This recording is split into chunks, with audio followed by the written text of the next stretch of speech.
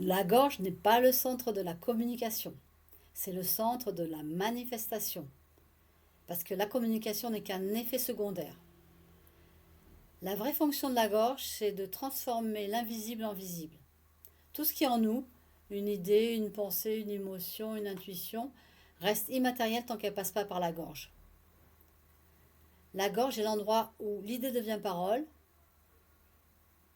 l'énergie devient action et le potentiel devient réalité.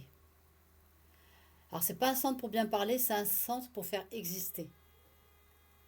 Alors c'est pas un petit détail parce que comme le centre G, la gorge ne fait pas partie des trois grandes catégories des centres, c'est-à-dire les centres de pression, centre de conscience, centre moteur. Le centre G et la gorge font chacun à eux seuls leur propre catégorie. Le centre G donne le sens, avec le qui je suis, où je vais, et la gorge donne la forme, avec le comment je fais que ça devient réel. Quelque chose passe par la gorge et entre dans le monde, ça prend forme et ça a un impact. 70 à 72% des gens ont une gorge définie. Alors ça ne veut pas dire que les autres ne sont pas capables de manifester, ça veut dire qu'ils vont manifester de manière différente. Les personnes qui ont le centre-gorge défini manifestent à partir d'eux-mêmes, et ceux qui ont la gorge non définie vont manifester à travers les autres, à partir des relations, à partir des bons moments.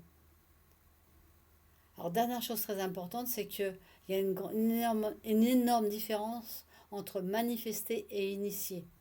Tout le monde est capable de manifester, enfin, et tout le monde est capable d'initier, mais le problème, c'est le résultat. C'est que tout le monde n'a pas la capacité énergétique d'initier de manière naturelle et sans répercussion.